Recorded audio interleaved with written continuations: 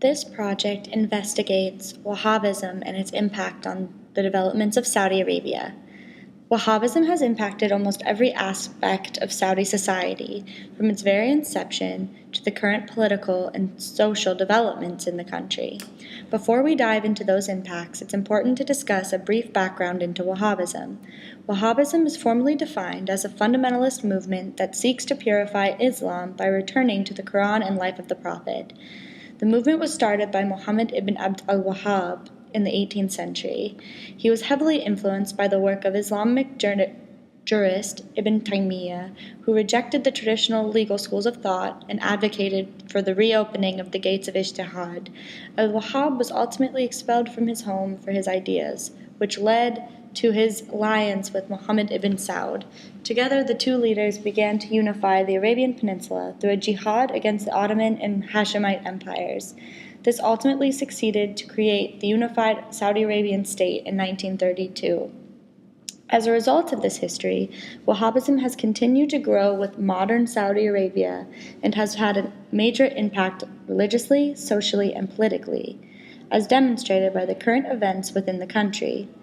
To begin, socially, Wahhabism is the official basis for determining laws and conduct in Saudi society.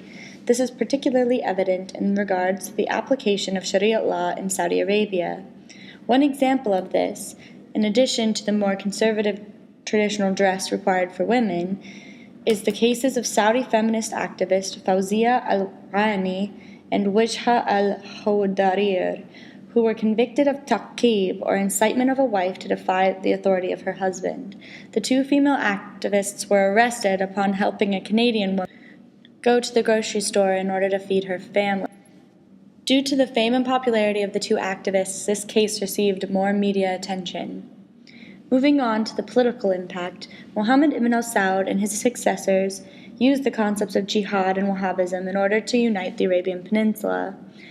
This made the House of Saud the custodians of the two holy cities, giving them a lot of religious and political power throughout the world. As part of the official government structure, there are many religious offices held by Wahhabi scholars. The most pertinent would be the Board of Senior Religious Scholars, or previously known as the Office of the Grand Mufti. This board ensures the active involvement of religious scholars in the policy-making process.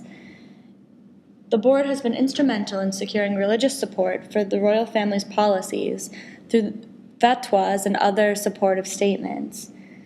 The board has had a major influence in regards to foreign policy, education policy, media and broadcasting, and judicial policy, and continues to maintain its hold over these aspects of life in the kingdom. Wahhabism continues to influence the evolution of life in Saudi Arabia today in the wake of growing modernization, as demonstrated by the current religious and political issues facing the government post 9/11. To begin with religious issues, one major issue is the status of religious freedom in the country. In September 2005, the State Department designated Saudi Arabia as a country of particular concern under the International Religious Freedom Act, due to the violence and discrimination against Shiite minority in the country. Another major issue is the current destruction of some Islamic heritage sites, such as the Tomb of the Prophet and other holy sites in Mecca and Medina. The destruction of these sites is a result of the continued expansion of the Masjid al-Nabawi, which is the second most important mosque in Mecca. This expansion will result in the destruction of the Tomb of the Prophet and his two closest companions, Abu Bakr and Omar. This destruction is done with a disregard for the sites, which can be traced back to Ibn Taymiyyah's teachings against the veneration of tombs and intercession of saints, which he considered to be adultery or shirk. This destruction was encouraged by the Grand Mufti Abdulaziz al-Sheikh and other prominent Wahhabis in the country. Moving on to political issues, the Saudi government has struggled to isolate their beliefs from the violent extremists due to the allegations against Wahhabism for spreading terrorism and intolerance, especially in the wake of 9/11. As a result, Wahhabi scholars have made significant and unprecedented efforts to reform and redefine religious doctrine. This new approach is demonstrated by the improved relationship between Wahhabis and Sufis, as well as Wahhabis and other monotheistic religious groups. As well, many Wahhabi leaders have publicly denounced the acts of the terrorists involved in the 9/11 attacks, condemning their actions as contradictory and a criminal act against Islam. As Saudi Arabia continues to develop, Wahhabism will continue to have an influential role politically, socially, and religiously